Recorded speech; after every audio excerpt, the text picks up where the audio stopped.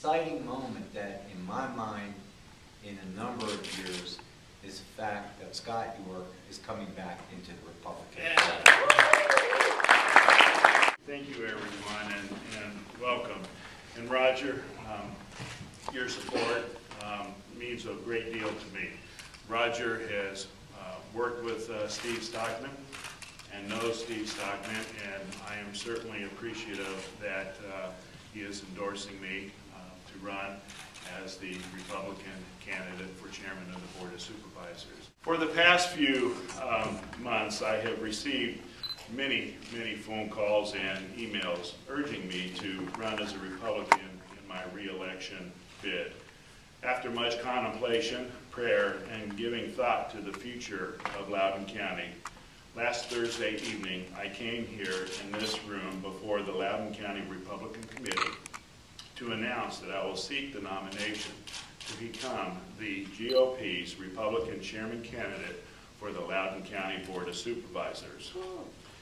There is no secret that I ran as an independent in my last two campaigns and against some candidates of the GOP who opposed me. It was a time of much controversy and division in Loudoun County. We were growing in a manner that was not sustainable. The population growth could not be supported without much higher taxes and a lot more debt, or both. There were serious differences about how we should grow, which is why there were Republicans who did not keep their pledge in 1999 when I won the Republican nomination for chairman. However, as I stated Thursday evening before the committee, I know there is this history between certain members and the party and myself, and I'm not running from that. But the good Lord gave us eyes in our forehead so that we could look forward, not backwards. Even though I have been sitting at the dais behind me for 8 years as an independent, I have always maintained my pro-life, pro-family, pro-fiscal positions. I have always worked to institute and support policies to help lessen the burden of taxes on the backs of the working men and women and taxpayers of this county, and to protect Loudoun's future. Just this past board meeting, I moved a motion that would reduce the proposed staff pay increase by only 1%. This would have reduced the tax rate to $1.27.5, which is near the equalized tax rate, and to help the hard-working taxpayers and their families with ever-increasing budgets due to rising gas and food prices. Supervisors Waters and Delgado were the only two other supervisors who supported my motion.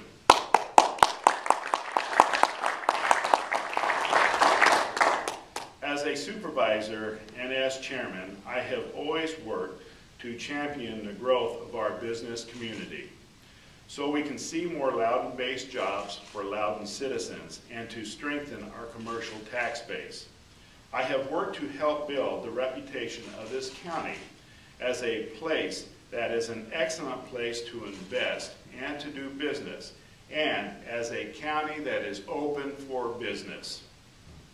I have successfully fought for and supported the changes to the commercial sign ordinance and for the passage of the Route 28 Comprehensive Plan Amendment.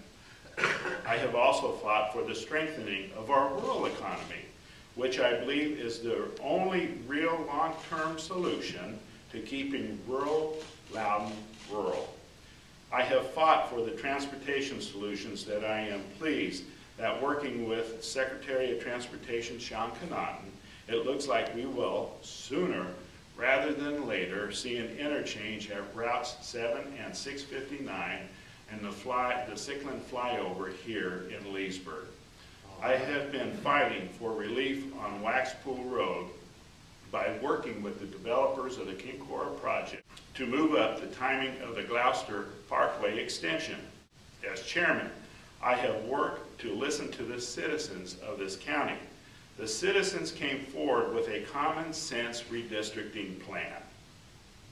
A plan that was opposed by the Democratic Party and the Democratic majority on this board.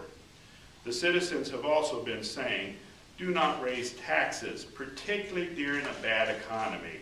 And while our household budgets are going up and up and up, the Democratic Party majority would not even support a 1% reduction from a proposed 3% in COLA increase.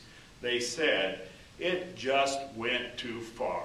Ironically, a week later, the Democratic Board of Supervisors in Fairfax County passed their budget without giving a single pay raise. I am humbled by my oath of office. I believe that integrity and honesty in government must come first.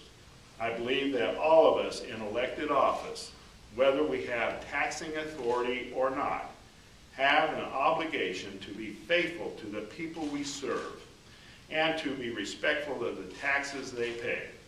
This is not the government's money. It's the people's money.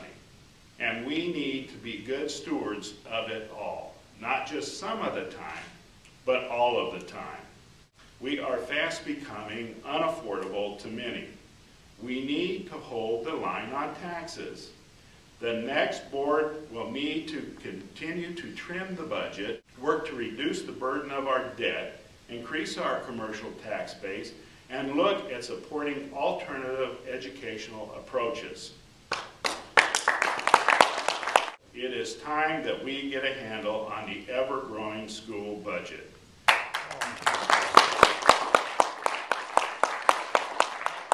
Between our operational and construction costs, the schools represent 70% of every tax dollar spent.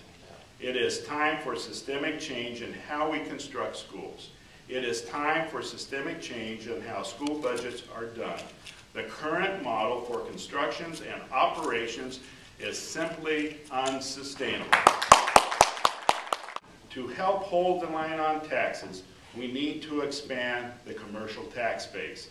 We also need to carefully evaluate any new policy proposals or policy changes to understand the impact to the growth of our commercial tax base. This is one reason why I do not support the overreaching Chesapeake Bay Ordinance. I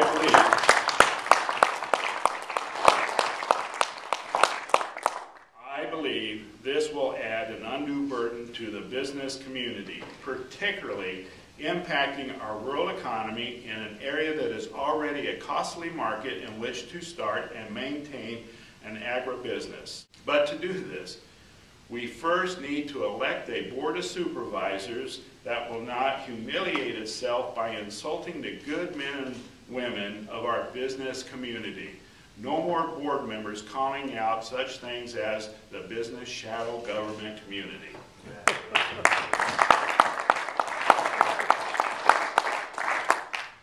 And the last issue which I will speak to today is on transportation. We need to fund and construct vital improvements to our road network. We need to complete the rail to Loudoun project, but with the aerial station at Dulles, not the underground station, which will cost us $300 million more at least, without adding a single benefit to anyone. I expect a robust debate on the issues and on who can best lead Loudoun County over the next 4 years and protect Loudoun's future. And let me be clear, as I told the Republican committee Thursday night, whether I win or lose, I will be supporting the Republican ticket this November. However, I intend to win, and I intend to be serving with a Republican majority for the next 4 years. I want to thank all of you for taking time out of your busy schedules to be here this morning to hear the few words that I have to say about our upcoming campaign. May God bless our troops, and may God bless America and Loudoun